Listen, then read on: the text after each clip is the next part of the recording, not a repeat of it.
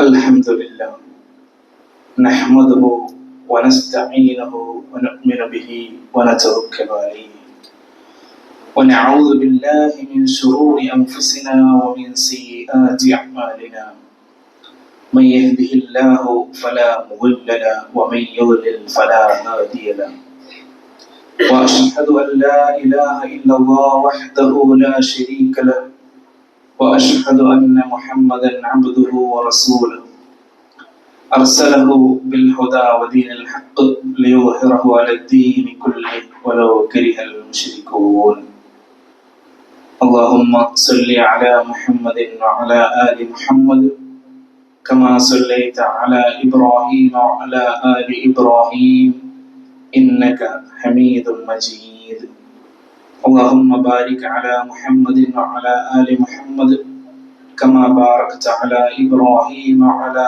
آل إبراهيم إنك حميد مجيد أما بعد فإن خير الحديث كتاب الله وخير الهدي هدي محمد صلى الله عليه وسلم وشر الأمور محدثاتها وكل محدثة بدعة وكل بدعة ضلالة وكل ضلالة في النار أعوذ بالله من الشيطان الرجيم يا أيها الذين آمنوا اتقوا الله حق تقاته ولا تموتن إلا وأنتم مسلمون يا أيها الناس اتقوا ربكم الذي خلقكم من نفس واحدة وخلق منها زوجها وبث منهما رجالا كثيرا ونساء واتقوا الله الذي تساءلون به والأرحام إن الله كان عليكم رقيبا يا أيها الذين آمنوا اتقوا الله وقولوا قولا سديدا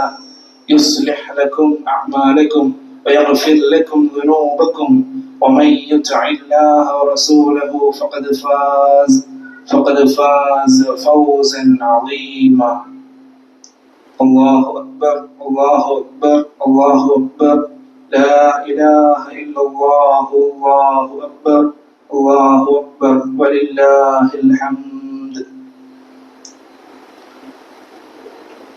ലോകത്തിന്റെ രക്ഷിതാവായ അല്ലാഹു സുബ്ഹാനഹു വ തആലയെ ആരാധിച്ചുകൊണ്ടും തക്ബീറുകൾ മുഴക്കി റബ്ബിനെ പ്രകീർത്തിച്ചുകൊണ്ടും പുതിയ ഒരു ഈദുൽ അദ്ഹ കൂടെ നമ്മിലേക്ക് കടന്നെത്തിയിരിക്കുകയാണ്. ഈ ഒരു സമയത്ത് ലോകത്തിന്റെ രക്ഷിതാവായ അല്ലാഹുവിനെ കഴിയേണ്ട പരമാവധി സൂക്ഷിച്ചുകൊണ്ട് നിത്യജീവിതം ചിട്ടപ്പെടുത്തണേ എന്നാണ് ഇവിടെ കൂടിയിട്ടുള്ള എല്ലാ വിശ്വാസിനികളെയും ഓർമ്മിപ്പിക്കാനുള്ളത്, വസിയത്ത് നൽകാനുള്ളത്. തീർച്ചയായും ആദരണീയനായ ഇബ്രാഹിം അലൈഹിസ്സലാത്തു വസ്സലാമിന്റെ മില്ലത്തിലൂടെ മുന്നോട്ട് പോകുന്ന ഒരു സത്യവിശ്വാസിയെ സംബന്ധിച്ചിടത്തോളം ഒരു ഈദുൽ അദ്ഹ കൂടെ കടന്നു വരുമ്പോൾ ത്യാഗവര്യനായ ഇബ്രാഹിം അലൈഹിസ്സലാത്തു വസ്സലാമിന്റെ ജീവിതത്തെ അനുധാവനം ചെയ്തുകൊണ്ട് ഒരു പരിപൂർണ മുസ്ലിമായി ജീവിക്കാനുള്ള എല്ലാ കെട്ടുറപ്പുകളും എല്ലാ ക്രമീകരണങ്ങളും തന്റെ ജീവിതത്തിൽ ഒരുക്കുക എന്നുള്ളത് തന്നെയാണ് വലിയ പെരുന്നാളിന്റെ ഏറ്റവും പ്രധാനപ്പെട്ട സന്ദേശം എന്നുള്ളത് നമ്മൾ ഓരോരുത്തരും മനസ്സിലാക്കേണ്ടതുണ്ട്. അൽഹംദുലില്ലാഹ്, നമ്മുടെ സഹോദരങ്ങൾ ഹജ്ജ് നിർവഹിക്കുന്ന ഘട്ടത്തിൽ നമ്മളുടെ നാട്ടിലുള്ളവർ ഈദ് ആഘോഷിക്കുകയാണ്. ശേഷം ഇനി ഇൻഷാ അല്ലാഹ് നമ്മൾ ഉദ്ഹിയ്യത്തിന്റെ കാര്യങ്ങളിലേക്കും അതുപോലെ തന്നെ ഈദിന്റെ ആഘോഷങ്ങളിലേക്കും മറ്റു പല കാര്യങ്ങളിലേക്കും ഒക്കെ പ്രവേശിക്കുമ്പോൾ സത്യവിശ്വാസികൾ എന്നുള്ള നിലക്ക് നമുക്ക് നമ്മുടെ ജീവിതത്തിൽ ഒരുപാട് കാര്യങ്ങൾ ചിട്ടപ്പെടുത്തിയെടുക്കാറുണ്ട്. ത്യാഗം നിറഞ്ഞ ജീവിതം റബ്ബിന് വേണ്ടി സമർപ്പിക്കുക എന്നത് തന്നെയാണ് ഓരോ ബലിപെരുന്നാളിൽ നിന്നും നമ്മൾ ഓരോരുത്തരും ഉൾക്കൊള്ളേണ്ട യാഥാർത്ഥ്യവും നമ്മൾ പഠിക്കേണ്ട, നമ്മൾ ആർജിച്ചെടുക്കേണ്ട പാഠവുമെന്ന് നമ്മൾ കൃത്യമായി കൊണ്ട് മനസ്സിലാക്കേണ്ടതുണ്ട്. തീർച്ചയായും മഹാനായ ഇബ്രാഹിം അലൈഹിസ്സലാത്തു വസ്സലാമിനെ എന്തുകൊണ്ട് ഈ ഒരു ബലിപെരുന്നാളിൽ ഓർക്കുന്നു എന്ന് നോക്കുമ്പോൾ തീർച്ചയായും അല്ലാഹു സുബ്ഹാനഹു വ തആല ലോകത്തുള്ള മുഴുവൻ മുസ്ലിമീങ്ങൾക്കും മാതൃകയായിക്കൊണ്ട് നമുക്ക് അവതരിപ്പിച്ചു തരികയാണ് ഇബ്രാഹിം അലൈഹിസ്സലാത്തു വസ്സലാമിനെയും തന്റെ കുടുംബത്തെയും. അബുൽ അംബിയ എന്നാണ് ഇബ്രാഹിം അലൈഹിസ്സലാത്തു വസ്സലാം അറിയപ്പെടുന്നത്. അല്ലാഹു സുബ്ഹാനഹു വ തആല രണ്ടു പേർക്ക് മാത്രം നൽകിയ വിശേഷണമാണ് ഖലീലുള്ള എന്നുള്ള വിശേഷണം. അള്ളാഹുവിന്റെ ഏറ്റവും അടുത്ത കൂട്ടുകാർ എന്നുള്ള വിശേഷണം. അതൊന്ന് മുഹമ്മദ് മുസ്തഫ സല്ലല്ലാഹു അലൈഹി വസല്ലമക്കും മറ്റൊന്ന് അബുൽ അംബിയ, അംബിയാക്കളുടെ വാപ്പ എന്നറിയപ്പെടുന്ന ഇബ്രാഹിം അലൈഹിസ്സലാത്തു വസ്സലാമിനുമാണ് എന്നുള്ളത് തീർച്ചയായും നമ്മെ സംബന്ധിച്ചിടത്തോളം ഇബ്രാഹിം നബിക്ക് എത്രത്തോളം പ്രാധാന്യമുണ്ട് എന്നുള്ളത് നമ്മെ കൃത്യമായി ബോധ്യപ്പെടുത്തുകയാണ്. ഈ ഒരു സമയത്ത് അള്ളാഹുവിൽ തക്ബീറുകൾ മുഴക്കി നമ്മളിതാ ഇനി അയ്യാമത്തെ ശരീക്കിന്റെ അവസാന ദിവസം വരെ നമ്മൾ തക്ബീറുകൾ മുഴക്കി റബ്ബിൽ ലാ ഇലാഹ ഇല്ലല്ലാഹ് ചൊല്ലി നമ്മളുടെ എല്ലാം തന്നെ റബ്ബിൽ സമർപ്പിച്ച് മുന്നോട്ട് പോകുന്ന ഒരു സാഹചര്യമാണ് കടന്നു വരുന്നത്. ഇവിടെ സത്യവിശ്വാസികൾ എന്നുള്ള നിലക്ക് 1400 വർഷങ്ങൾക്ക് മുമ്പ് അല്ലാഹു സുബ്ഹാനഹു വ തആല അവന്റെ ദീനായി നമുക്ക് തൃപ്തിപ്പെട്ട് റബ്ബ് നൽകിയ ഒരു ഗിഫ്റ്റാണ്, സമ്മാനമാണ് നമ്മൾക്ക് ഇപ്പോൾ നമ്മളുടെ കൈവശമുള്ള ദീനുൽ ഇസ്ലാം എന്ന തിരിച്ചറിവ് നമുക്കുണ്ടായിരിക്കണം. അങ്ങനെ റബ്ബ് നമുക്ക് നൽകിയ ഒരു സമ്മാനം എന്നുള്ള നിലക്ക് തന്നെ നമ്മൾക്ക് എങ്ങനെ നമ്മുടെ ജീവിതം ചിട്ടപ്പെടുത്തണമെന്ന് കൃത്യമായി അല്ലാഹു സുബ്ഹാനഹു വ തആല നമ്മെ അറിയിച്ചു തന്നിട്ടുണ്ട്. ഒരു വ്യക്തി എന്നുള്ള നിലയിൽ, ഒരു സാമൂഹിക പ്രതിബദ്ധതയുള്ള ഒരാൾ എന്നുള്ള നിലയിൽ, ഒരു കുടുംബനാഥൻ എന്നുള്ള നിലയിൽ, അതുപോലെ തന്നെ ഒരു ഭരണാധികാരി എന്ന നിലയിൽ, ഒരു രാഷ്ട്രത്തലവൻ എന്നുള്ള നിലയിൽ, ഒരു അധ്യാപകൻ എന്ന നിലയിൽ, എല്ലാ നിലക്കും നമ്മളുടെ ജീവിതത്തിലെ നിഖില മേഖലകളിൽ സത്യവിശ്വാസി എന്നുള്ള നിലയിൽ നമ്മൾ ഇടപെടേണ്ട എല്ലാ കാര്യങ്ങളെ കുറിച്ചും നമുക്ക് കൃത്യമായ ഒരു ആശയ ദർശനം, നമുക്കൊരു റോൾ മോഡൽ ആയിക്കൊണ്ട് അല്ലാഹു സുബ്ഹാനഹു വ തആല പ്രവാചകന്മാരെ അവതരിപ്പിച്ച് നമുക്ക് പഠിപ്പിച്ചു തന്ന ഒരു ആദർശമാണ് നമ്മൾ ഉൾക്കൊണ്ട ഇസ്ലാം എന്ന തിരിച്ചറിവ് നമുക്ക് ഉണ്ടാകേണ്ടതുണ്ട്. നമ്മൾക്ക് നമ്മുടെ മഹത്വം മനസ്സിലാക്കേണ്ടതുണ്ട്. ലോകത്തൊട്ടനവധി സൃഷ്ടികളുണ്ട് റബ്ബ് സൃഷ്ടിച്ചത്. പക്ഷേ അതിൽ നിന്ന് റബ്ബ് സെലക്ട് ചെയ്ത ഉത്കൃഷ്ട സൃഷ്ടികളായ മനുഷ്യരുടെ കൂട്ടത്തിൽ അല്ലാഹു സുബ്ഹാനഹു വ തആല നമ്മെ ഓരോരുത്തരെയും ഉൾപ്പെടുത്തി എന്നുള്ളത് നമ്മൾക്ക് വല്ലാത്ത സവിശേഷതയുണ്ട് എന്ന് കാണാൻ സാധിക്കും. സൂറത്തുൽ ഇസ്രായിൽ നമുക്ക് കാണാം റബ്ബ് സുബ്ഹാനഹു വ തആല നമ്മെ അറിയിക്കുന്ന വലക്കദ് കറംനാ ബനി ആദം, തീർച്ചയായും ആദം സന്തതികളെ നാം ആദരിച്ചിട്ടുണ്ട്. وحملناهم في البر والبحر ورزقناهم من الطيبات وفضلناهم. തീർച്ചയായും റബ്ബ് നമുക്ക് ഉത്കൃഷ്ട സൃഷ്ടിയായി നമ്മെ സൃഷ്ടിച്ചു. എന്നിട്ട് അവനെ നമ്മളെ കരയിലൂടെയും കടലിലൂടെയും വഹിച്ചു. എന്നിട്ടോ ഏറ്റവും ത്വയ്യിബായ, ഏറ്റവും സ്പഷ്ടമായതിൽ നിന്ന് റബ്ബ് നമുക്ക് റിസ്ക് നൽകി, ഉപജീവനം നൽകി. وفضلناهم على كثير ممن خلقنا تفضيلا. റബ്ബ് സൃഷ്ടിച്ച ഭൂരിഭാഗം സൃഷ്ടികളെക്കാൾ റബ്ബ് മനുഷ്യന് ആദരവ് നൽകി, സവിശേഷത നൽകി. ഇവിടെ നമ്മൾ ചിന്തിക്കേണ്ട ചില കാര്യങ്ങളുണ്ട്. മറ്റു പല മൃഗങ്ങളെ പോലെ അങ്ങനെ ചത്തൊടുങ്ങി അവസാനിക്കുന്നതല്ല നമ്മുടെ ജീവിതം. തീർച്ചയായും നമ്മൾ ഇവിടെ ജീവിക്കുന്നു എന്നതൊരു യാഥാർത്ഥ്യമാണെങ്കിൽ, ഇതൊരു പകലാണെന്നതൊരു യാഥാർത്ഥ്യമാണ് എങ്കിൽ, ഏതൊരു സമയത്തും നമ്മുടെ ജീവിതത്തിലേക്ക് ഒരു മരണം കടന്നു വന്നാൽ അവിടെ തുടങ്ങുന്ന ഒരു യഥാർത്ഥ ജീവിതമുണ്ടെന്നും ആ ജീവിതത്തിലേക്ക് വേണ്ട ഓരോ കാര്യങ്ങളും ക്രമീകരിക്കേണ്ടത് മരണത്തിന് മുമ്പുള്ള ഈ ഇഹലോക ജീവിതത്തിലാണെന്നും റബ്ബിന്റെ നിർദ്ദേശങ്ങളെ പാലിച്ച് ജീവിക്കുകയാണ് ഈ ഇഹലോകത്ത് എങ്കിൽ മരണം മുതൽ തുടങ്ങുന്ന യഥാർത്ഥ ജീവിതത്തിൽ റബ്ബ് ഒരുക്കി വെച്ച ആസ്വാദനങ്ങളായിരിക്കും നമുക്ക് ലഭിക്കുക എന്നും, ഇനി അതല്ല നമുക്ക് തോന്നിയ പോലെ, നമ്മുടെ മനസ്സ് പറയുന്നത് പോലെ, നമ്മളുടെ ഇഷ്ടത്തിനനുസരിച്ച്, ഇച്ഛക്കനുസരിച്ച് നീങ്ങാനാണ് നമ്മളുടെ പ്ലാൻ എങ്കിൽ തീർച്ചയായും മരണത്തോടുകൂടെ തുടങ്ങുന്ന ജീവിതത്തിൽ വെച്ച് റബ്ബ് ഒരു പിടുത്തം നമ്മെ പിടിക്കുമെന്നുള്ളത് കൃത്യമായി കൊണ്ട് റബ്ബ് നമ്മെ അറിയിച്ചിട്ടുണ്ട്. ഇങ്ങനെയുള്ള ഒരു സവിശേഷത നമുക്കുണ്ട്. മാത്രമല്ല, അങ്ങനെയുള്ള ആ മനുഷ്യരിൽ നിന്നും വളരെ കുറച്ച് ആളുകൾക്ക് മാത്രം ലഭിക്കുന്ന റബ്ബിന്റെ ഹിദായത്ത് എന്ന തൗഫീഖ് നൽകി റബ്ബ് അനുഗ്രഹിച്ച ആളുകളാണ് നമ്മൾ ഓരോരുത്തരും എന്ന് നമ്മൾ മനസ്സിലാക്കേണ്ടതുണ്ട്.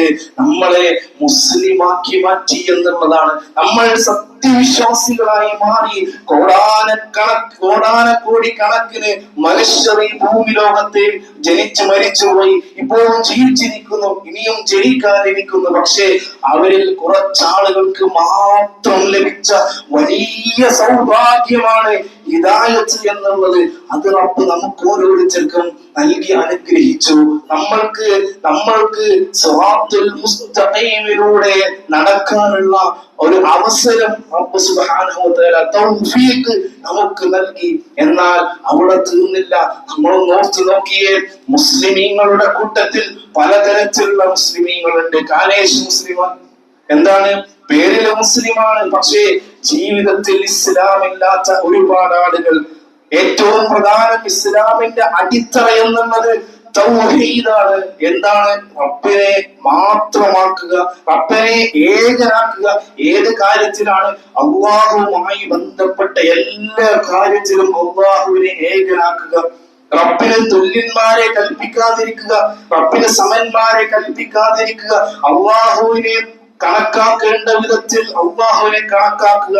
സൃഷ്ടികളിൽ ആരെയും റബ്ബിനോട് പങ്കു ചേർക്കാതിരിക്കുക എന്ന തൗഹീദ് എന്ന ഇസ്ലാമിന്റെ അടിത്തറയിൽ ആ തൗഹീദ് സ്വീകരിക്കാൻ ഭാഗ്യം കിട്ടിയ മുസ്ലിമീങ്ങളുടെ കൂട്ടത്തിലെ ന്യൂനപക്ഷമായ ആളുകളിൽ ഉൾപ്പെടാൻ റബ്ബ് നമുക്ക് തൗഫീഖ് നൽകി എന്നുള്ളതാണ്. ബദരീങ്ങളെ വിളിക്കുന്നവർ മുസ്ലിമീങ്ങളുടെ കൂട്ടത്തിലുണ്ട്.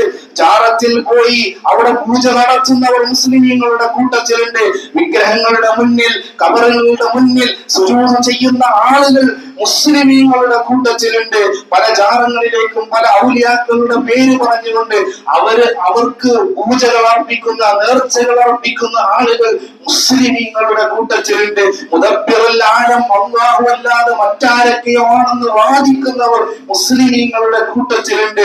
അല്ലാഹുവിന്റെ പല സിഫത്തുകളും അല്ലാഹു അല്ലാത്ത പലർക്കുമുണ്ട്.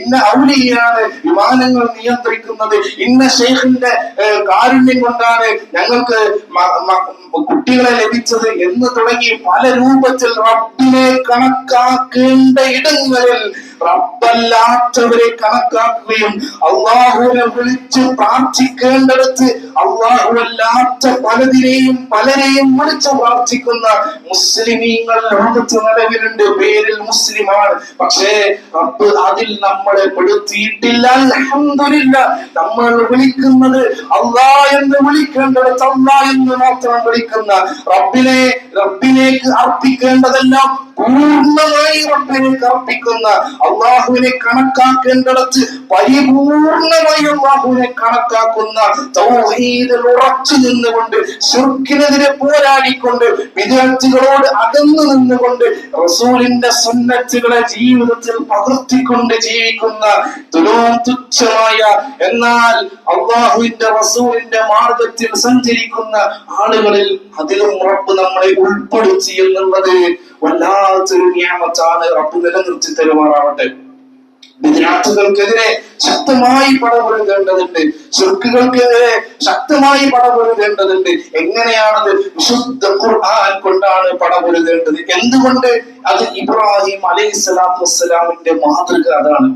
സ്വന്തം വാപ്പ ഇബ്രാഹിം നബിയുടെ കുടുംബത്തെ പരിശോധിക്കുമ്പോൾ മാതാപിതാക്കളുമായി ബന്ധപ്പെട്ട് ഇടപെടുന്ന രണ്ട് അവസ്ഥകൾ നമുക്ക് കാണാൻ സാധിക്കും. ഒന്ന്, ഇബ്രാഹിം അലൈഹിസ്സലാത്തു വസ്സലാം തന്റെ മുശ്രിക്കായ വിഗ്രഹം നിർമ്മിക്കുന്ന, വിഗ്രഹങ്ങളെ ആരാധിക്കുന്ന തന്റെ പിതാവുമായി കൊണ്ട് നടത്തുന്ന ചില സംഭാഷണങ്ങളുണ്ട്. യാ അബതി എന്നാണ് വിളിക്കുന്നത്.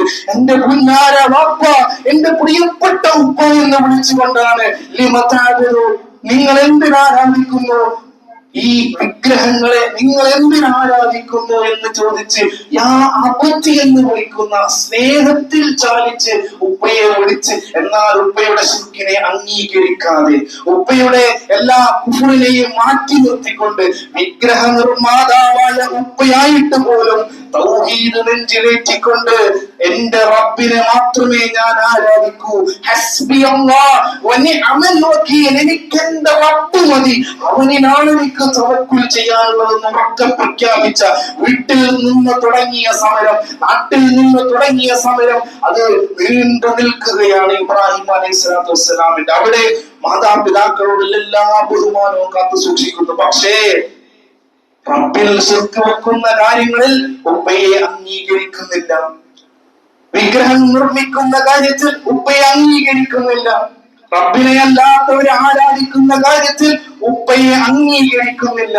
ഇത് തുറന്നു പറഞ്ഞതിന്റെ പേരിൽ ഞാൻ നിന്നെ എറിഞ്ഞോടിക്കുമെന്ന് വാക്ക് പറയുമ്പോ അവിടെ ആദർശം പണയപ്പെടുത്തിയിട്ട് വാപ്പാന്റെ സ്വത്ത് കണ്ട്, വാപ്പാന്റെ മുതൽ കണ്ട്, നാട്ടുകാരെ പേടിച്ചിട്ട്, കുടുംബത്തെ ഭയപ്പെട്ടിട്ട് അവിടെ ആദർശം അടിയറ വെക്കുകയല്ല ഇബ്രാഹിം അലൈഹിസ്സലാത്തു വസ്സലാം ചെയ്തത്. മറിച്ച് ആദർശം മുറുകെ പിടിക്കുകയാണ്. ഒറ്റ ആളായിരുന്നു, ഒരേ ഒരാൾ മാത്രം തൗഹീദ് മനസ്സിലാക്കിയ ആൾ ആ നാട്ടിൽ ഒരാളായിരുന്നു. ദഅവത്തിന്റെ കാര്യത്തിൽ നമ്മൾക്ക് പലർക്കും പറയാൻ ഞാൻ മാത്രമേ ഉള്ളൂ, ഞങ്ങൾ കുറച്ച് ആളുകളെ ഉള്ളൂ, ഞങ്ങളെ കൊണ്ട് എന്താ സാധിക്കുക എന്നുള്ളതാ. ഇബ്രാഹിം നബി ഒരു ജനത ചെയ്യുന്ന കാര്യങ്ങൾ ഒറ്റക്ക് ചെയ്ത വ്യക്തിത്വമാണ്. ജനങ്ങളൊക്കെ ആരാധനാ കാര്യങ്ങളിൽ, അവരുടെ നേർച്ചകളിൽ, അവരുടെ പൂരങ്ങളിലായപ്പോ അവരുടെ വിഗ്രഹത്തെ കൊത്തിയുടച്ച് അവർക്ക് ചിന്തിക്കാനുള്ള ചില ഉത്ബോധനങ്ങൾ ഇട്ടുകൊടുച്ചുകൊണ്ട് ഇത് ചെയ്തത് ആ വലിയ വിഗ്രഹമാണെന്ന് പറയുന്ന ആ ചരിത്ര സംഭവത്തിൽ ചില പാഠങ്ങളുണ്ട്. അവരെ ബുദ്ധിപൂർവ്വം ഉണർത്തുകയാണ്. അവര് പറഞ്ഞു, ആരാണ് ഇത് തകർത്തത്? ഇബ്രാഹിം അലൈഹിസ്സലാത്തു വസ്സലാമിനെ കുറിച്ച് അവർ പറയുകയാണ്, ഇവിടെ ഒരു ഫതൻ ഉണ്ടായിരുന്നു, ഒരു യുവാവ് ഉണ്ടായിരുന്നു, ഇബ്രാഹിം എന്നായിരുന്നു അവന്റെ പേര്. അവൻ നമ്മുടെ ആരാധനാ വിഗ്രഹങ്ങളേക്ക് ആക്ഷേപിക്കുന്നത് കണ്ടിരുന്നു, അവനായിരിക്കാം ഇത് ചെയ്തതെന്ന് പറഞ്ഞ് അവർ ഇബ്രാഹിം നബിയോട് അടുത്ത് നിന്ന് ചോദിക്കുമ്പോ ഇബ്രാഹിം നബി പറയുന്നത്, അതാ കോടാലി കഴുത്തിൽ തൂക്കിയിട്ട് വലിയ വിഗ്രഹം അവിടെ നിൽക്കുന്നു, അതിനോട് പോയി ചോദിച്ചു നോക്കൂ, നിങ്ങൾ എല്ലാ കാര്യവും അതിനോടല്ലേ പറയാറുള്ളത്, അത് പറഞ്ഞു തരുമല്ലോ ആരാണ് ഇത് ചെയ്തത് എന്ന്.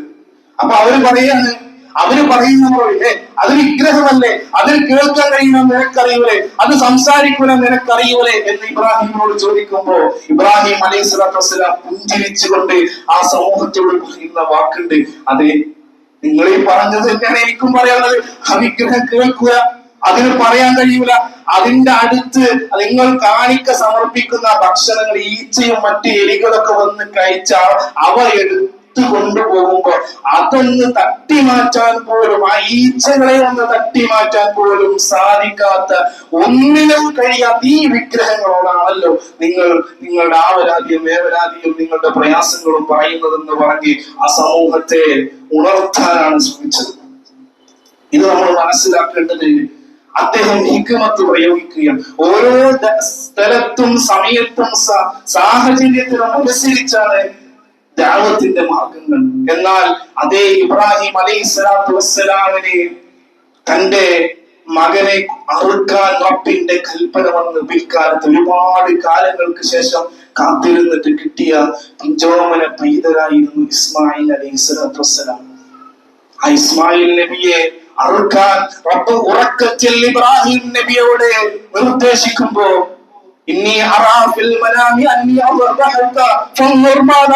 എന്ന് സ്വന്തം മോനെ വിളിച്ച് ചോദിക്കുകയാണ്. ആ ഉപ്പയുടെ ഒരു ഉപ്പ എങ്ങനെയാവണം എന്നതിന്റെ ഏറ്റവും നല്ല ഉദാഹരണം ഇബ്രാഹിം നബി ചെയ്ത് കാണിക്കുകയാണ്. കാരണം മകനെ അറുക്കാൻ റബ്ബിന്റെ കൽപ്പന, അതങ്ങൾ ചെയ്താൽ മതിയല്ലോ, പക്ഷെ അതല്ല ചെയ്യുന്നത്. മകനെ വിളിച്ചിട്ട് മകനോട് പറയാം, മോനെ നിന്നെ അറുക്കണമെന്ന് അള്ളാന്റെ കൽപ്പന ഉണ്ട്. വാപ്പക്കൊത്ത മകനാണ് ഇസ്മായിൽ അലൈഹിസ്സലാത്തു വസ്സലാം, വാപ്പാന്റെ മോന, അതിനനുസരിച്ചുള്ള തർബിയത്ത് കിട്ടിയ മോന, ദീനിൽ ഊട്ടപ്പെട്ടവന, ദീന് മനസ്സിലാക്കിയവന, അള്ളാഹുവിനെ അറിയുന്നവന, സ്വർഗം മനസ്സിലാക്കിയ, നരകത്തെ കുറിച്ച് ഭയപ്പെടുന്ന വ്യക്തിത്വമാണ്. ചെറിയ മകനാണ്, ചെറിയ മോനാണ്, ഇളം പ്രായമാണ്. പക്ഷേ അള്ളാന്റെ കൽപ്പന എന്നെ അറുക്കാനാണ്, അത് എന്റെ വാപ്പാനെ കൊണ്ടെന്ന് മനസ്സിലാക്കിയിട്ടും നമ്മളൊക്കെ ആണെങ്കിൽ എന്താ പറയാ, പാപ്പാക്ക് തിരസുതല്ലേ, ഇന്നത്തെ പ്രസിഡന്റിങ് ഗുളിക കുടിച്ചിട്ടില്ലേ, എന്തൊക്കെ ഞങ്ങൾ പറയണേ, ആകെ ആശുപത്രി കൊണ്ടുപോകാനായിട്ടുണ്ടല്ലോ എന്ന് പറഞ്ഞ് അല്ലെ വാപ്പാനെ പിടിച്ച് അങ്ങോട്ട് ചൂടാവല്ലേ ചെയ്യുന്നത്. മറിച്ച് റബ്ബിന്റെ വഹിയുള്ള വാപ്പയാണെന്ന് അറിഞ്ഞാൽ ഇസ്മായിൽ അലൈഹി സ്വലാത്തു വസ്സലാം പടച്ചവന്റെ നിർദ്ദേശമാണെന്ന് അറിഞ്ഞിട്ടും സ്വന്തം ജീവൻ ബലി കഴിക്കണമെന്ന് റബ്ബിന്റെ കൽപ്പന വന്നപ്പോൾ പോലും ഒരിക്കലും പതറാതെ യാ അബതി ഇസ്മായിൽ അലൈഹി സ്വലാത്തു വസ്സലാം ഉപ്പയോട് പറയുന്ന ആ പ്രയോഗം ഇബ്രാഹിം നബി സ്വന്തം ഉപ്പയെ തിരുത്തിയപ്പോൾ വിളിച്ചതും യാ അബതി എന്നാണ്. ആ ഇബ്രാഹിം നബിയെ തന്റെ പുന്നാമന മകൻ ഇസ്മായിൽ നബി വിളിക്കുന്നതും യാ അബതി, എന്റെ പൊന്നാര വാപ്പ, എന്താണോ റബ്ബ് നിങ്ങളോട് കൽപ്പിച്ചത് അതുപോലെ നിങ്ങൾ ചെയ്യണം. നിങ്ങളോട് എന്താണോ റബ്ബ് കൽപ്പിച്ചത് അതുപോലെ നിങ്ങൾ ചെയ്യണം. സഹിക്കുന്നവരുടെ ക്ഷമിക്കുന്നവരുടെ കൂട്ടത്തിൽ വാപ്പ നിങ്ങൾക്ക് എന്നെ കണ്ടെത്താമെന്ന് ആ ദീൻ ഉൾക്കൊണ്ട മകൻ ശബ്ദമിടറാതെ ഉപ്പയോട് പറയുകയാണ്. ദീനിനു വേണ്ടി ജീവൻ ബലി കഴിക്കാൻ വേണ്ടി അവര് ചെയ്യാറായി. സ്വന്തം ജീവൻ പോയാലും അത് പ്രശ്നമല്ല, പക്ഷെ സ്വന്തം മകനെ അറുക്കേണ്ടി വരുന്ന ഒരു ഉപ്പയുടെ മനോഭാവം, അതും കാലങ്ങൾ കാത്തിരുന്നിട്ട് കിട്ടിയ ഒരു കുഞ്ചോമല പൈതലിന് സഹിക്കാൻ കഴിയോ? പക്ഷേ ആ പരീക്ഷണത്തിൽ പോലും ഇബ്രാഹിം നബിയും ഇസ്മായിൽ നബിയും വിജയിക്കുക. അവർ അറുക്കാൻ വേണ്ടി ഒരുങ്ങുക, കത്തിയെടുത്ത് കഴുത്തിൽ കത്തി വെച്ചു. മോൻ പറയാണ്, വാപ്പ എന്റെ മുഖം നിങ്ങൾ ചിരിച്ചു കളത്തണം, കാരണം എന്റെ മുഖത്തേക്ക് നോക്കിയ ഉപ്പ നിങ്ങൾക്ക് ചിലപ്പോ എന്നെ അറുക്കാൻ കഴിയില്ല, കാരണം റബ്ബിന്റെ കൽപ്പനയല്ലേ ഇത് നിറവേറ്റണം, അതുകൊണ്ട് വാപ്പ എന്നെ ചിരിച്ചു കളത്തില്ല, എന്റെ മുഖത്തേക്ക് നോക്കാതെ നിങ്ങൾ അറുത്തോളൂ. എത്രത്തോളമാണ് അവരുടെ നെഞ്ചിലേക്ക് ഇറങ്ങിയ ഈ ഈമാൻ എന്ന് നമ്മൾ ഓർക്കണം. നമുക്കൊക്കെ ജീവിതത്തിൽ ദീനിനു വേണ്ടി എന്തെങ്കിലും ഒരു ചെറിയ പ്രയാസം അനുഭവിക്കുമ്പോഴേക്ക് നമ്മൾക്ക് പ്രയാസം. ഒരു റമദാനില് തറാവീഹ് നിസ്കരിക്കുമ്പോൾ ഇമാമ് കുറച്ചൊന്ന് നീട്ടിയോതിയ കുറച്ച് അധികം നേരം, അത് 5 മിനിറ്റ് ഏറെ നിൽക്കേണ്ടി വന്ന നമ്മളുടെ മുഖം ചുവക്കും, ഇമാമിനോട് കയർക്കും. നമുക്ക് പല കാര്യത്തിൽ ദീനിനു വേണ്ടി കുറച്ച് സമയം ചെലവഴിക്കേണ്ടി വന്ന, കുറച്ച് പൈസ കൊടുക്കേണ്ടി വന്നാൽ ആ പൈസകൾ പോയി എന്നൊരു തോന്നല് ചിലർക്കൊക്കെ. ഉദ്ഹിയത്തിനൊക്കെ ചേർന്നാല് എന്തായി ആയാലും വലിയൊരു എമൗണ്ട് അതിനു വേണ്ടി കൊടുത്തത്, നമ്മളിങ്ങനെ വലിയ എന്തോ ചെയ്തവരെ നമുക്ക് തോന്നുന്നത്.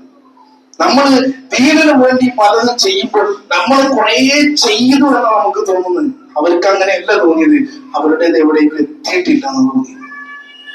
അവിടെയാണ് റബ്ബ് സുബ്ഹാനഹു വ തആല മറ്റൊരു മൃഗത്തിറക്കി കൊടുത്തുകൊണ്ട്, ഇബ്രാഹിമെ നീ പരീക്ഷണത്തിൽ വിജയിച്ചിട്ടുണ്ട്, മകനെ അറുക്കേണ്ടതില്ല, ഇതാ ഈ മൃഗത്തെ പരിഗണിക്കുക എന്ന് നിർദ്ദേശിച്ചത്. അതിന്റെ സ്മരണയിലാണ് നമ്മൾ ഉഹിയത്ത് അറുക്കുന്നത്.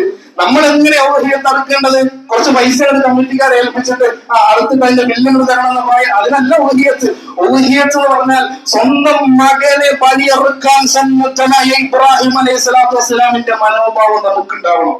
ഉഹിയത്ത് അറുക്കേണ്ട മൃഗം എങ്ങനെ ശരിക്കും അറുക്കേണ്ടതിന്റെ അത് പരിപൂർണമായിട്ട് നമുക്ക് അതിന്റെ പ്രതിഫലം കിട്ടണമെങ്കിൽ നമ്മൾ അത് അറുക്കേണ്ടത് നമ്മൾ തന്നെ നേരത്തെ വാങ്ങി, അല്ലെങ്കിൽ വീട്ടിൽ ഉണ്ടായ വളർത്തി വലുതാക്കി, അങ്ങനെ നല്ല എല്ലാ നിലക്ക് നമ്മൾ വളർത്തിയെടുത്ത ഒരു മൃഗത്തെ നമ്മൾ നന്നായി പരിപാലിച്ച് വെള്ളമൊക്കെ കൊടുത്ത് തീറ്റയൊക്കെ കൊടുത്ത് നമ്മളിങ്ങനെ പരിപാലിച്ച് വളർത്തിയെടുത്തിട്ട് ആ മൃഗത്തെ നമ്മൾ തന്നെ ബലി അറുക്കണം. നമ്മൾ തന്നെ അറുക്കണം. അവിടെ തനിക്ക് പ്രിയപ്പെട്ട എന്തും അല്ലാഹുവിന് വേണ്ടി ബലി കഴിക്കാൻ ഞാൻ സന്നദ്ധനാണ് എന്നങ്ങൾ പ്രഖ്യാപിക്കും. അവിടെയാണ് ജിഹാദ്. അതാണ് ജിഹാദ്. അല്ലാതെ റബ്ബിലേക്ക് ഇറച്ചെത്തുന്നുണ്ടോ, റബ്ബിലേക്ക് മാംസം എത്തുന്നുണ്ടോ? ഇല്ല. ദീനിനു വേണ്ടി നമ്മളുടെ എല്ലാ ഇഷ്ടങ്ങളെയും മാറ്റിവെക്കാൻ ഞാൻ സന്നദ്ധനാണെന്ന് പ്രഖ്യാപിക്കലാണ് മുഹിയത്ത്. അതാണ് നമുക്ക് വേണ്ടത്. നമ്മൾ ആ രൂപത്തിലാണ് മാറേണ്ടത്. അപ്പോഴേ നമ്മുടെ ജീവിതത്തിൽ ക്രമമുണ്ടാവുള്ളൂ. വസ്ത്രം ഇങ്ങനെ ധരിക്കണം, അത് പാടില്ലാത്ത ഹെയർ സ്റ്റൈലാണ്. താടി വെട്ടി വളർത്തണം, നിര്യാണിക്ക് മുകളിൽ വസ്ത്രം കയറണം, സ്ത്രീകൾ ഹിജാബ് ധരിക്കണം, അവര് ശരീരം മൂടുന്ന വസ്ത്രം ധരിക്കണം, അണിഞ്ഞൊരുങ്ങി പുറത്തിറങ്ങരുത് എന്നൊക്കെ പറയുമ്പോൾ എനിക്ക് അങ്ങനെയാണ് ഇഷ്ടം, ഭർത്താവിന് ഇതാണ് താല്പര്യം, ഭാര്യയ്ക്ക് ഇതാണ് ഇഷ്ടം, ഇതൊന്നും പറയും. നമ്മുടെ ഇഷ്ടങ്ങളെ മാറ്റിവെക്കണം. നമ്മുടെ പല ആഗ്രഹങ്ങളെയും ഇഷ്ടങ്ങളെയും അള്ളാഹുവിന് വേണ്ടി, ദീനിനു വേണ്ടി, നമ്മുടെ സ്വർഗത്തിനു വേണ്ടി ബലി കഴിക്കാൻ നമ്മൾ സന്നദ്ധരാവണം. അപ്പോഴേ നമ്മള് യഥാർത്ഥ മുസ്ലിമായി മാറുകയുള്ളൂ. ഇബ്രാഹിം എന്നോട് വാപ്പ പറയണേ, ഞാൻ ഇബ്രാഹിം അസ്ലിം എന്ന് പറഞ്ഞപ്പോഴേക്ക് ഇബ്രാഹിം നബിയുടെ മറുപടി അസ്ലംതു ലിറബ്ബിൽ ആലമീൻ, ലോകത്തിന്റെ രക്ഷിതാവിന് ഞാനിതാ കീഴൊതുങ്ങിയിരിക്കുന്നു. നമുക്ക് സാധിക്കും അങ്ങനെ പല കാര്യത്തിൽ. ഇബ്രാഹിം നബിയോട് പറയുമ്പോ ഇൻഷാ അല്ലാഹ് അടുത്ത ആഴ്ച ഒന്ന് ആലോചിക്കാം എന്നല്ല പറഞ്ഞത്, നാളെ ഞാനൊന്ന് നോക്കട്ടെ ഇതല്ല പറഞ്ഞത്. ഇബ്രാഹിം നബിയോട് എന്താണ് പറയുന്നത് അത് ആ സ്പോട്ടിൽ നിർവഹിക്കുകയാണ്. ഇബ്രാഹിം നബിക്ക് വഹി ഇറങ്ങി ചേലാകർമ്മം ചെയ്യണമെന്ന്. കാട്ടിൽ പോയി മഴുവെടുത്ത് മരം മുറിക്കുന്ന സമയത്താണ് ഇബ്രാഹിം നബിക്ക് വഹി കിട്ടുന്നത്. എന്ത്? ചേലാകർമ്മം നിർവഹിക്കണം, സുന്നത്ത് കല്യാണം കഴിക്കണം എന്നുള്ളത്. ഇബ്രാഹിം നബി എന്താ ചെയ്ത്? കയ്യിലുണ്ടായിരുന്ന മഴുവെടുത്തിട്ട് ചേലാകർമ്മം കഴിക്കാൻ ശ്രമിച്ചു. റബ്ബിന്റെ നിർദ്ദേശം, ഇബ്രാഹിമെ തിരക്ക് കൂട്ടണ്ട, സാവധാനത്തിൽ ചെയ്താൽ മതി. എന്തുകൊണ്ടാ? റബ്ബ് ഒരു കാര്യം കൽപ്പിച്ചിട്ട് ഞാൻ അതിൽ കാത്തു നിന്ന് കഴിഞ്ഞാൽ അതിനു മുന്നേ ഞാനെങ്ങാനും മരണപ്പെട്ടാലോ, എനിക്കതെങ്ങാനും ചെയ്യാൻ സാധിച്ചില്ലെങ്കിലോ എന്ന് വിചാരിച്ച റബ്ബ് ഒരു കാര്യം പറഞ്ഞാൽ നമ്മൾ ആലോചിക്കണം, നമ്മളൊക്കെ എത്ര സമയം നിസ്കാരത്തിന്റെ സമയമായാൽ കുറച്ച് കഴിഞ്ഞായിക്കോട്ടെ എന്ന് പറഞ്ഞ് മാറ്റിക്കുന്നില്ലേ? പല കാര്യങ്ങളും ദീനിലേക്ക് സംഭാവന ചെയ്യണമെന്ന് പറഞ്ഞാല് 1000 കൊടുക്കാന്ന് വിചാരിച്ചൊക്കെ 1000 കൊടുക്കണം, 500 മതി. എന്താ? നമ്മളുടെ ഇഷ്ടങ്ങൾക്കാണ് നമ്മൾ പ്രാധാന്യം കൊടുക്കുന്നത്. എന്നാൽ ഇബ്രാഹിം നബി അങ്ങനെ ആയിരുന്നില്ല. ഇബ്രാഹിം നബിയുടെ ജീവിതം അങ്ങനെ ആയിരുന്നില്ല എന്ന് കൃത്യമായി നമ്മൾ മനസ്സിലാക്കേണ്ടതുണ്ട്. അവരാണ് നമുക്ക് മാതൃക. ആ പ്രവാചകൻ സല്ലല്ലാഹു അലൈഹി വസല്ലമയുടെ കുടുംബം മുഴുവൻ നമുക്ക് മാതൃക. ഭാര്യ സാറ കുറെ കാലം കാത്തിരുന്നു, കുട്ടി ഉണ്ടാവുന്നില്ല. കുറെ കാലം കാത്തിരുന്നിട്ട് കുട്ടി ഉണ്ടാകാത്തോണ്ട് സ്വന്തം ഭർത്താവിനെ കൊണ്ട് മറ്റൊരു വിവാഹം കഴിപ്പിക്കാണ്. ഹാജറ ബീവിയെ ഇബ്രാഹിം നബി പോയി വിവാഹം കഴിച്ചതല്ല, സാറ വിവാഹം കഴിപ്പിച്ചതാണ്. എന്തേ? ഒരു കുഞ്ഞുണ്ടാവട്ടെ എന്ന് വിചാരിച്ചു. പിന്നെന്താ സംഭവിക്കുന്നത്? റബ്ബിന്റെ അനുഗ്രഹം, 2 പേർക്കും മക്കൾ ഉണ്ടാവുകയാണ്. ഹാജറ ബീവിയിൽ ഇസ്മായിൽ നബിയും സാറയിൽ ഇസ്ഹാഖ് നബി അലൈഹിസ്സലാത്തു വസ്സലാം.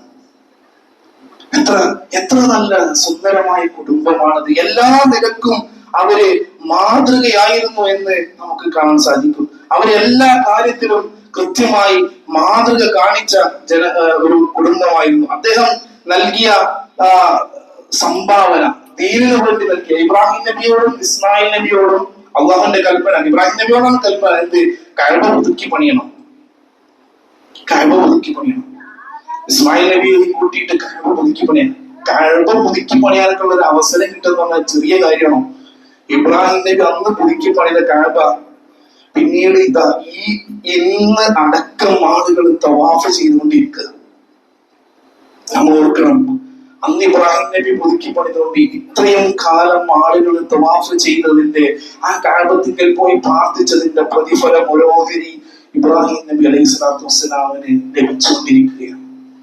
ഇബ്രാഹിം നബി അവിടെ അഹങ്കരിക്കല്ല ചെയ്തത്. മകനെയും കൂട്ടിയിട്ട് കഷ്ടപ്പെട്ട് കല്ലും മറ്റും കൊണ്ടുവന്ന് കഅബ പുതുക്കി പണിതിട്ട് അവര്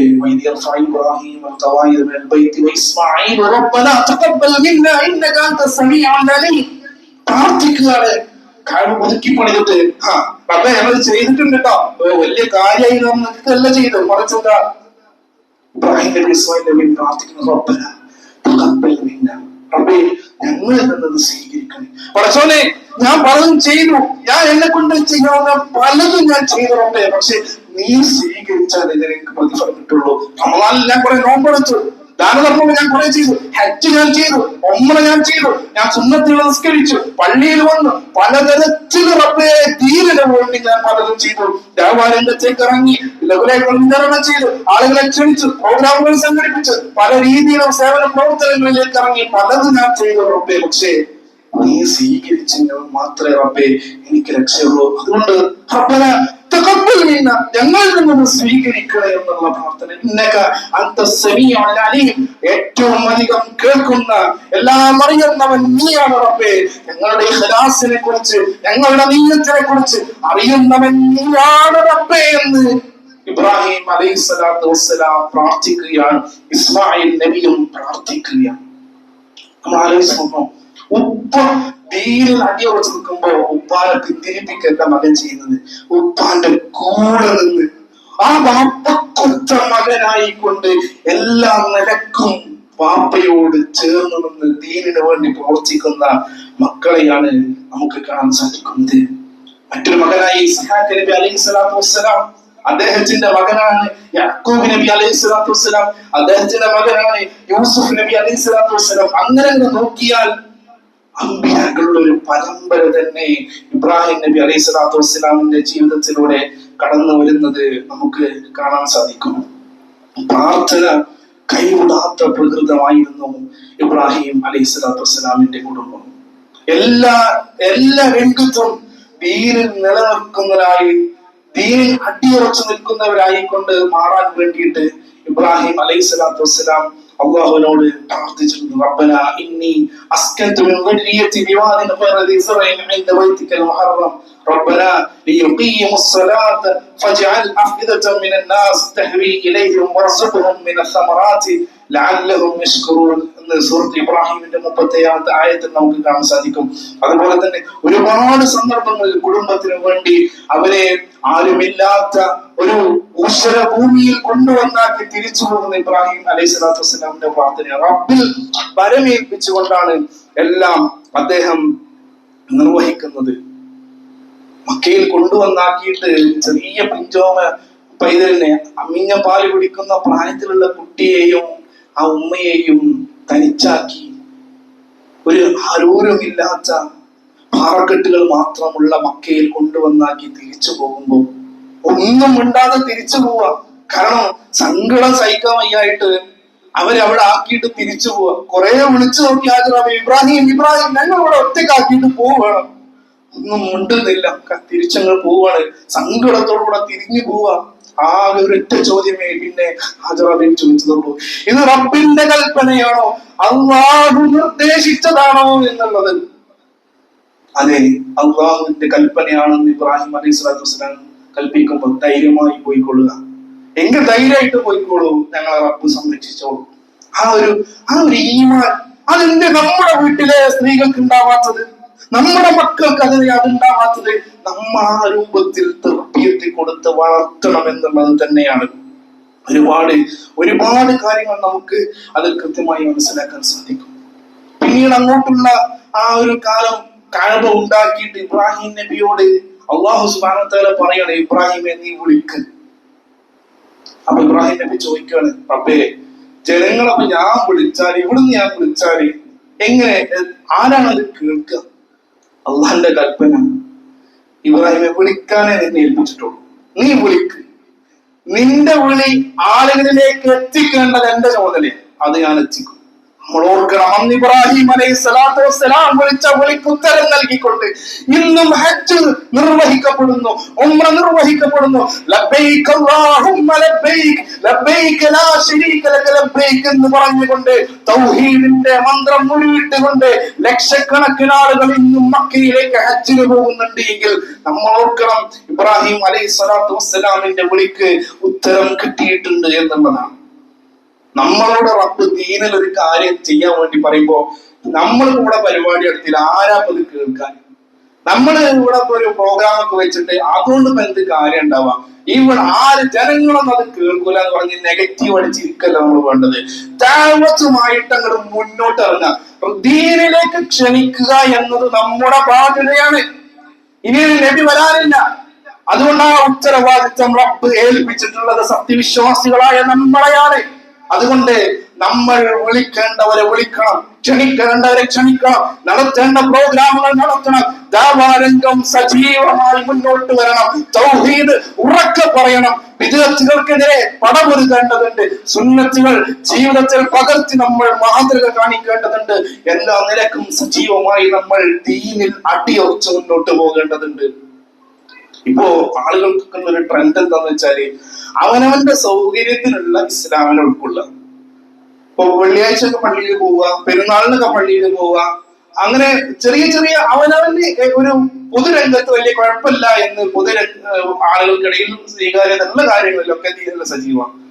എന്നാലോ ബാക്കി പല കാര്യങ്ങളിലും പലിശ അങ്ങനെ സജീവമായി പലിശയുടെ ഇടപാടുകൾ നടക്കുന്നുണ്ട്. ലിപ്സ്റ്റിക്കും അതുപോലെ തന്നെ മറ്റ് ഐലൈനറുകളും മറ്റ് പലതരത്തിലുള്ള സൗന്ദര്യവർദ്ധക വസ്തുക്കൾ ഉപയോഗിച്ച് സ്ത്രീകൾ പുറത്തിറങ്ങുന്നുണ്ട്. ഇതൊന്നും വേണ്ടതല്ല. ബെഡ്റൂമിൽ ഉപയോഗിച്ചോ, ഭർത്താവിന്റെ മുന്നിൽ ഉപയോഗിച്ചോ, വീട്ടിൽ ഉപയോഗിച്ചോ, പുറത്തിറങ്ങും അത് വേണ്ട. തന്റെ അലങ്കാരം പുറത്ത് കാണിച്ചു നടക്കുന്ന ഒരു അവസ്ഥ ഒരു പെണ്ണിന് ഉണ്ടാവാൻ പാടില്ല. നിര്യാണിക്ക് താഴെ വസ്ത്രം പോയ ഒരു മുസ്ലിം ഉണ്ടാവാൻ പാടില്ല. പുരുഷനായിട്ട് താടി വടിച്ചൊരു മുസ്ലിം ഉണ്ടാവാൻ പാടില്ല. എന്ത് 20-ലധികം ഹദീസുകളിലൂടെ അല്ലാഹുവിന്റെ റസൂൽ സ്വല്ലല്ലാഹു അലൈഹി വസല്ലം കൃത്യമായി അറിയിച്ചു തന്നു. നിങ്ങൾ താടി നീട്ടി വളർത്തണം. അത് അല്ലാഹുവിന്റെ റസൂല് നമ്മൾ ഏറ്റവും കൂടുതൽ മനുഷ്യരിൽ സ്നേഹിക്കുന്നത് മുത്തുനബിയെയാണ് എന്നും സ്വന്തത്തേക്കാൾ അധികം സ്നേഹിക്കേണ്ടത് റസൂൽ സ്വല്ലല്ലാഹു അലൈഹി വസല്ലമയാണ് എന്നൊക്കെ നമ്മൾ പറയുന്നുണ്ട്. എങ്കിലും നമ്മുടെ ആ സ്നേഹം ഇവിടെ 20-ലധികം ഹദീസിലൂടെയാണ് നിങ്ങൾ മീശ വെട്ടി ചെറുതാക്കണമെന്നും താടി നീട്ടി വളർത്തണമെന്നും ഹബീബുനാ റസൂലുള്ളാഹി സ്വല്ലല്ലാഹു അലൈഹി വസല്ലം പറഞ്ഞിട്ടുണ്ട്. പക്ഷേ ആരെയും ആക്ഷേപിക്കാനല്ല, നമ്മൾക്ക് ചില തിരിച്ചറിവ് ഉണ്ടാകേണ്ടതുണ്ട്. നമ്മളുടെ ജീവിതം ഒന്ന് ക്രമീകരിക്കേണ്ടതുണ്ട്. എന്തിന്? അള്ളാന്റെ റസൂലിന്റെ കയ്യിൽ നിന്നും ഹൗദുൽ കൗസർ വാങ്ങി കുടിക്കേണ്ടവരാണ് നമ്മൾ. ആ ബോധം നമുക്ക് വേണം. പരലോകത്ത് ചെല്ലുന്നു അല്ലാഹുവിന്റെ റസൂൽ സ്വല്ലല്ലാഹു അലൈഹി വസല്ലം പറഞ്ഞു, ചാഞ്ഞും ചെരിഞ്ഞും ആളുകളെ ആകർഷിക്കുന്ന രൂപത്തിൽ കൊഞ്ചിക്കുഴഞ്ഞ് ഒരു പെണ്ണ് പുറത്തിറങ്ങാൻ പാടില്ല. മറ്റുള്ള അന്യരായ പുരുഷന്മാരുമായിട്ട് അത്തരത്തിൽ മിങ്കിളാവുന്ന ഒരവസ്ഥ, സഹവസിക്കുന്ന ഒരവസ്ഥ ഉണ്ടാവാൻ പാടില്ല. ഇന്ന് നമ്മുടെ മുസ്ലിം സ്ത്രീകൾ ഭൂരിഭാഗം ആളുകളുടെയും അവസ്ഥ എന്താണ്? ഭൂരിഭാഗം ആളുകളും ഔറത്ത് മറക്കാതെയാണ് പുറത്തേക്ക് ഇറങ്ങുന്നത്. ഔറത്ത് മറക്കാതെ ഹാഫ് കൈയാണ് അല്ലെങ്കിൽ മുക്കാൽ കൈയാണ്. അത് പാടില്ലല്ലോ. പല ഭാഗങ്ങളും ശരീരത്തിന്റെ ഭാഗം, കഴുത്തിന്റെ ഭാഗം പുറത്ത് കാണിച്ചുകൊണ്ട്, മാറിന്റെ ഭാഗം പുറത്ത് കാണിച്ചുകൊണ്ട്, പല ഭാഗങ്ങൾ ആളുകളെ കാണിച്ചുകൊണ്ട്, അലങ്കാര വസ്ത്രങ്ങൾ ധരിച്ചുകൊണ്ട്, ആകർഷണീയ വസ്ത്രങ്ങൾ ധരിച്ചുകൊണ്ടാണ് പുറത്തിറങ്ങുന്നത്. ഒരു മുസ്ലിം സ്ത്രീക്ക് അത് പറ്റുമോ? അതേ വസ്ത്രത്തിലാണോ നമ്മൾ നാളെ പരലോകത്ത് വരാം? സാധിക്കൂലല്ലോ. റബ്ബ് നരകത്തിലേക്കല്ലേ വലിച്ചേക്കുക. സ്വർഗത്തിന്റെ വാസന പോലും കിട്ടൂല എന്നാണ്. സ്വർഗത്തിന്റെ വാസന പോലും കിട്ടൂല. സുഗന്ധം ഉപയോഗിച്ച്, അലങ്കാര വസ്ത്രങ്ങൾ ഉപയോഗിച്ച് മറ്റുള്ളവരെ ആകർഷിക്കുന്ന തരത്തിൽ പുറത്തിറങ്ങിയ ഒരു പെണ്ണിനെ കുറിച്ച് അല്ലാഹുവിന്റെ റസൂൽ സ്വല്ലല്ലാഹു അലൈഹി വസല്ലം പറഞ്ഞു, വഹിയ സാനിയാണ്, വ്യഭിചാരിണിയാണ് അവളെന്ന്. അവളെ എറിഞ്ഞു കൊല്ലണമെന്നല്ല അവളെ റസൂൽ ഉദ്ദേശിച്ചത്. അത്തരത്തിലുള്ള മോശപ്പെട്ട പ്രവൃത്തിയാണ് അവൾ ചെയ്യുന്നതെന്നാണ്. ഒരു പെണ്ണിന്റെ അലങ്കാരം അവൾ പ്രകടിപ്പിക്കേണ്ടത് ഭർത്താവിന്റെ മുന്നിലാണ്, വീട്ടിലാണ്, ബെഡ്റൂമിലാണ്. അവിടെ പ്രകടിപ്പിക്കൂല. അവിടെ വളരെ താഴ്ന്ന തരത്തിലുള്ള വല്ല മാക്സിയോ മറ്റെന്തെങ്കിലും വസ്ത്രം കിട്ടുകൊണ്ട് തന്റെ ഭർത്താവിനെ ഏറ്റവും നല്ലൊരു ആകർഷണീയത തോന്നിക്കുന്ന രൂപത്തിൽ തന്റെ ആ ബെഡ്റൂമിൽ ഒരു എല്ലാ ആസ്വാദനങ്ങളും നൽകാൻ ഉത്തരവാദിത്തപ്പെട്ടവളാണ് അവൾ. പക്ഷേ ആ സമയത്ത് മാത്രം അലങ്കാരമൊന്നുമില്ല. ഏറ്റവും ഒരു വളരെ മോശപ്പെട്ട രൂപത്തിൽ മുടിയൊക്കെ പാലിച്ച് ആ രൂപത്തിലാണ് വീട്ടിൽ പലരും ഉണ്ടാവും. എന്നാൽ പുറത്തിറങ്ങുമ്പോ അണിഞ്ഞൊരുങ്ങി മാറ്റിയൊരുങ്ങി കല്യാണത്തിനൊക്കെ പോകുമ്പോ പ്രത്യേകിച്ചും പലരും പല രൂപത്തിൽ മാറ്റിയൊരുങ്ങി ഇറങ്ങി പുറപ്പെടുകയാണ്. എന്നിട്ടോ പല സ്ത്രീകൾ പള്ളിയിലേക്ക് പോലും എത്തൂല, നിസ്കരിക്കാൻ പള്ളിയിലേക്ക് പോകില്ല, വെള്ളിയാഴ്ച ജുമുഅക്ക് പോലും പോരില്ല. അതൊന്നും നിർബന്ധമല്ലല്ലോ. സ്കൂളിലേക്ക് അവര് പോകുന്നുണ്ട്, മാർക്കറ്റിലേക്ക് പോകുന്നുണ്ട്, ഹോസ്പിറ്റലിലേക്ക് പോകുന്നുണ്ട്, എല്ലായിടത്തേക്കും പോകുന്നുണ്ട്. പള്ളിയിൽ പോകാൻ അതിന്റെ ആവശ്യമില്ലല്ലോ. ഇറങ്ങാണെങ്കിൽ ആകെ പോകേണ്ട ശരിക്കും പള്ളിയിലേക്കാണ്. നമ്മളൊക്കെ ആലോചിക്കേണ്ടത് വെള്ളിയാഴ്ച ജുമുഅക്ക് വീട്ടിൽ നിന്ന് വാപ്പ് വരുന്നു, മകൻ വരുന്നു, പേരക്കുട്ടികൾ വരുന്നു. പക്ഷെ ആ വീട്ടിൽ ഉമ്മയുണ്ട്, മകളുണ്ട്, പേരക്കുട്ടികൾ, പെൺകുട്ടികളുണ്ട്. ഇവരൊക്കെ വെറുതെ ഇരിക്കാണ്. ഒന്ന് ഈ മൊബൈൽ ഫോണിൽ കളിച്ചിരിക്കുക, അല്ലെങ്കിൽ TV കണ്ടിരിക്കുക, പത്രം വായിച്ചിരിക്കുക. ആരും കാര്യമായിട്ട് വിവാഹത്തിലൊന്നല്ല. അവരെയൊക്കെ ജുമുഅക്ക് കൊണ്ടുവരണം. അവർക്കൊക്കെ കൃത്യമായി തർബിയത്ത്, ഇസ്ലാമിക തർബിയത്ത് കിട്ടണം.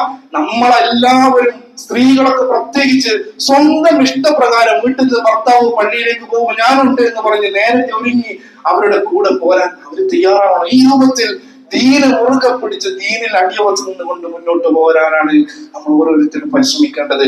സഹോദരന്മാരോട് സൂചിപ്പിക്കാനുള്ളത്, നമ്മൾ മുസ്ലിമാണ്. ഒരു മുസ്ലിം എന്ന് പറയുമ്പോ പരസ്പരം മറ്റുള്ളവരോട് സ്നേഹത്തിലും സാഹോദര്യത്തിലും കഴിയേണ്ടവരാണ്. വെറുപ്പ്, വിദ്വേഷം, പക, കുശുമ്പ്, അസൂയ തുടങ്ങിയ മനുഷ്യന്റെ മനസ്സിനെ മലിനമാക്കുന്ന ഒന്നും തന്നെ നമ്മളിൽ ഉണ്ടാവാൻ പാടില്ല. പലരോടും ചിലപ്പോൾ വിദ്വേഷമൊക്കെ ഉണ്ടാകും. ചിലർ കണ്ടാൽ മിണ്ടാത്തവരുണ്ടാവും. ഇന്ന് പെരുന്നാളാണ്, ഇന്നെങ്കിലും ഒന്ന് നന്നാവണം, ഇന്നെങ്കിലും ഒന്ന് നന്നാവണം. നമ്മൾ എവിടേക്ക് അതൊക്കെ മനസ്സിൽ വെച്ച് കൊണ്ടു നടക്കുന്നത്? നമ്മുടെ മൂക്കിലെ ശ്വാസങ്ങൾ നിലച്ച നാളെ പേര് മയ്യത്ത. നമ്മുടെ മയ്യത്തിന്റെ മുന്നിൽ നിന്ന് നമ്മൾ മിണ്ടാത്തവൻ, നമ്മുടെ മനസ്സിൽ വിദ്വേഷം വെച്ച് പുലർത്തിയവൻ വന്ന് നമുക്ക് വേണ്ടി അല്ലാഹുമ്മ ഗ്ഫിർ ലഹു എന്ന് പ്രാർത്ഥിക്കേണ്ടതാണ്. അതുകൊണ്ട് ജീവിതത്തിൽ ജീവിച്ചിരിക്കുമ്പോൾ പരസ്പരം ഒന്ന് പൊരുത്തപ്പിടിക്കുക, കുറച്ചൊന്ന് വിട്ടുവീഴ്ച ചെയ്യുക, താന്നു കൊടുക്കേണ്ടതൊക്കെ താന്നു കൊടുക്കുക, അകന്നു നിൽക്കുന്നവർക്ക് ഒന്ന് അടുപ്പിക്കുക. എല്ലാ നിലക്കും സന്തോഷത്തോടുകൂടെ ആഹ്ലാദത്തോടുകൂടെ മുന്നോട്ട് പോകാൻ നമ്മൾ പരിശ്രമിക്കുക. അതിനുള്ള തൗഫീഖ് നൽകി നമ്മൾ അനുഗ്രഹിക്കുമാറാവട്ടെ. സത്യവിശ്വാസികൾ എന്നുള്ള നിലക്ക്, മുഅ്മിനീങ്ങൾ എന്നുള്ള നിലക്ക് പരസ്പരം സ്നേഹിക്കാനും പരസ്പരം ഇഷ്ടപ്പെടാനും പരസ്പരം എല്ലാ നിലക്കും സൗഹാർദ്ദം കാത്തു സൂക്ഷിക്കാനും നമുക്ക് സാധിക്കേണ്ടതുണ്ട്. അതോടൊപ്പം നന്മ കൽപ്പിക്കാനും തിന്മ വിരോധിക്കാനും തീരടിയുറച്ചു നിൽക്കാനും നമുക്ക് ഓരോരുത്തർക്കും സാധിക്കേണ്ടതുണ്ട്. പെരുന്നാളാണ്, ആഘോഷമാണ്. കുട്ടികളോടൊത്ത് കുടുംബത്തോടൊത്ത് അങ്ങോട്ടും ഇങ്ങോട്ടും പോകാനും മറ്റ് ഉല്ലാസങ്ങൾക്കും കളികൾക്കും വിനോദത്തിനും ഒക്കെ നമ്മൾ സമയം കണ്ടെത്തേണ്ടതുണ്ട്. ഹറാം വരുന്നില്ലെന്ന് ഉറപ്പിക്കണം എന്ന് മാത്രമേ ഉള്ളൂ. നമ്മൾ ശ്രദ്ധിക്കേണ്ട കാര്യം, പെരുന്നാളിന് പള്ളിയിലേക്ക് വന്ന വഴിയിലൂടെ അല്ലാതെ തിരിച്ചു പോകാൻ പറ്റുമെങ്കിൽ അതാണ് ഏറ്റവും ഹൈറ്. അതെന്തിനാ? ആ ഭാഗത്തുള്ള ആളുകളെയൊക്കെ ഒന്ന് കണ്ട് ആ ഭാഗത്തുള്ള നമ്മളുടെ പരിചയക്കാരെയും അതുപോലെ തന്നെ കുടുംബക്കാരുടെയൊക്കെ വീട്ടിലൊക്കെ ഒന്ന് സന്ദർശിച്ച് ബന്ധങ്ങളൊക്കെ ഒന്ന് പുതുക്കി വീട്ടിലേക്ക് തിരിച്ചു പോകാൻ വേണ്ടി എല്ലാവരും പ്രത്യേകം ശ്രദ്ധിക്കുക. പ്രത്യേകിച്ച് എല്ലാവരും കൂടുമ്പോ പാലിക്കേണ്ട മര്യാദകൾ പാലിക്കുക. അന്യരാണ്, അന്യ സ്ത്രീകളാണ്, അന്യപുരുഷന്മാര് കുടുംബത്തിലുള്ളവരായിരുന്നാലും പുറത്തുള്ളവരായിരുന്നാലും സംസാരിക്കുമ്പോൾ പാലിക്കേണ്ട മര്യാദകൾ പാലിക്കണം. ഷെയ്ഖാന്റെ കൊടുക്കുകയും ഒരുമിച്ച് സെൽഫി എടുക്കുകയും അത്തരത്തിൽ ആണും പെണ്ണും അന്യരായവർ തമ്മിൽ അങ്ങനെ എടുക്കേണ്ടതില്ല. ആങ്ങളെയും പെങ്ങളും എടുത്തോട്ടെ, അത് എളാപ്പാന്റെ മോനും മൂത്താപ്പാന്റെ മോളും ആകാൻ പാടില്ല. അത് സ്വന്തം ആങ്ങളെയും സ്വന്തം പെങ്ങളും ആയിരിക്കണം എന്ന് മാത്രം. അത്തരത്തിൽ ആ രൂപത്തിൽ ഇസ്ലാമിക മര്യാദകളൊക്കെ നമ്മൾ കാത്തു സൂക്ഷിക്കാൻ വേണ്ടി ശ്രദ്ധിക്കണം. ഈ പെരുന്നാളാണ്, അതുകൊണ്ട് ഇനി ജമാഅത്തൊന്നും വേണ്ട എന്നില്ല. ബാങ്ക് കൊടുത്താൽ പള്ളിയിൽ വരാനും നിസ്കരിക്കാനും നമുക്ക് സാധിക്കേണ്ടതുണ്ട്. അതുപോലെ തന്നെ ഇൻഷാ അല്ലാഹ് ഉദ്ഹിയ്യത്ത് ഈ പള്ളിയുമായി ബന്ധപ്പെട്ട് നാളെയാണ് അറുക്കുന്നത് എന്ന് അറിയിച്ചിട്ടുണ്ടെങ്കിലും അല്ലാത്ത മറ്റ് പലയിടങ്ങളിലൊക്കെ ഭാഗമാക്കുന്നവർ അതിന്റെയൊക്കെ ഭാഗമാകണം. സജീവമായി അതിന്റെ രംഗത്തുണ്ടാവണം. അത് തയ്യാറാക്കാനും വിതരണം ചെയ്യാനും എല്ലാ കാര്യങ്ങൾക്കും നമ്മൾ സജീവമായിട്ടുണ്ടായിരിക്കണം. നമ്മൾ മറ്റുള്ളവർക്ക് ഒരു ബാധ്യതയാവാതെ നമ്മളെ കൊണ്ട് എന്തെല്ലാം ചെയ്യാൻ പറ്റുമോ അത് ദീനിനു വേണ്ടി, നമ്മുടെ ഉമ്മത്തിനു വേണ്ടി, സമൂഹത്തിനു വേണ്ടി, നാട്ടുകാർക്ക് വേണ്ടി, കുടുംബത്തിനു വേണ്ടി ഒക്കെ ചെയ്യാൻ നമ്മൾ സന്നദ്ധരാകേണ്ടതുണ്ട്. എല്ലാം തികഞ്ഞവരായി നമ്മൾ മാറൂല, പക്ഷേ നമ്മുടെ പരമാവധി നമുക്ക് ചെയ്യാം. നമ്മൾക്ക് നന്നാക്കാൻ പറ്റുന്നതെല്ലാം നമുക്ക് നന്നാക്കാം, നമ്മൾക്ക് തിരുത്താൻ പറ്റുന്നതെല്ലാം നമ്മൾക്ക് തിരുത്താം. എന്നിട്ട് പരസ്പരം സ്നേഹിച്ച് പരസ്പരം അങ്ങോട്ടും ഇങ്ങോട്ടും ആശംസകൾ അർപ്പിച്ചുകൊണ്ട് പരസ്പരം പ്രാർത്ഥിച്ച് തഖബ്ബലല്ലാഹു മിന്നാ വമിൻകും എന്ന് പ്രാർത്ഥിച്ചുകൊണ്ട് നമുക്ക് അങ്ങോട്ടും ഇങ്ങോട്ടും ആശീർവാദങ്ങൾ അറിയിക്കാം. റബ്ബ് സുബ്ഹാനഹു വ തആല നമ്മെ എല്ലാവരെയും അവന്റെ ജന്നാത്തുൽ ഫിർദൗസിൽ ഒരുമിച്ച് കൂട്ടി അനുഗ്രഹിക്കുമാറാവട്ടെ. റബ്ബ് നമ്മുടെ എല്ലാ വീഴ്ചകളും നമുക്ക് വിട്ടുപുറത്ത് മാപ്പാക്കി തരുമാറാവട്ടെ. നമ്മുടെ എല്ലാ നന്മകളെയും റബ്ബ് സുബ്ഹാനഹു വ തആല നമ്മിൽ സ്വീകരിക്കുമാറാവട്ടെ. നമ്മുടെ കൂട്ടത്തിൽ നിന്നും ഹജ്ജിന് പുറപ്പെട്ട സത്യവിശ്വാസികളായ സഹോദരങ്ങൾ അവർക്കെല്ലാം ഏറ്റവും സ്വീകാര്യയോഗ്യമായ ഹജ്ജ് നിർവഹിച്ചുകൊണ്ട് തിരിച്ചു വരാനുള്ള തൗഫീഖ് നൽകി റബ്ബ് അനുഗ്രഹിക്കുമാറാവട്ടെ. നമ്മിൽ നിന്ന് ഉദ്ഹിയ്യത്തിന് പങ്കുചേരുന്ന ആളുകൾക്ക് റബ്ബ് അർഹമായ പ്രതിഫലം നൽകി അനുഗ്രഹിക്കുമാറാവട്ടെ. നമുക്കെല്ലാം വരും സന്ദർഭങ്ങളിൽ അത്തരം കാര്യങ്ങളിൽ സജീവമാകാനുള്ള തൗഫീഖ് നൽകി റബ്ബ് നമ്മെ അനുഗ്രഹിക്കുമാറാവട്ടെ. അല്ലാഹുവിന്റെ റസൂലിന്റെ സുന്നത്തിനെ ജീവിതത്തിൽ പകർത്തിക്കൊണ്ട് ഇബ്രാഹിം അലൈഹിസ്സലാത്തു വസ്സലാമിന്റെ മില്ലത്തിൽ അടിയുറച്ചു നിന്നുകൊണ്ട് മുസ്ലിമായി മരണപ്പെടാനുള്ള തൗഫീഖ് നൽകി റബ്ബ് നമ്മെ അനുഗ്രഹിക്കുമാറാവട്ടെ. അല്ലാഹുമ്മ ഗ്ഫിർ ലിൽ മുഅ്മിനീന വൽ മുഅ്മിനാത്ത് വൽ മുസ്ലിമീന വൽ മുസ്ലിമാത്ത് അൽ അഹ്യാഇ മിൻഹും വൽ അംവാത്ത് ഇന്നക മുജീബുദ് ദഅവാതി യാ ഖദിയൽ ഹജാത്ത്. അല്ലാഹുമ്മ അഇസ്സൽ ഇസ്ലാം വൽ മുസ്ലിമീൻ وأذل الشرك والمشركين. اللهم أجرنا من النار، اللهم أجرنا من النار، اللهم أجرنا من النار. ربنا اغفر لنا ولإخواننا الذين سبقونا بالإيمان ولا تجعل في قلوبنا غلا للذين آمنوا ربنا إنك رؤوف رحيم. ربنا آتنا في الدنيا حسنة وفي الآخرة حسنة وقنا عذاب النار. آمين آمين برحمتك يا أرحم الراحمين.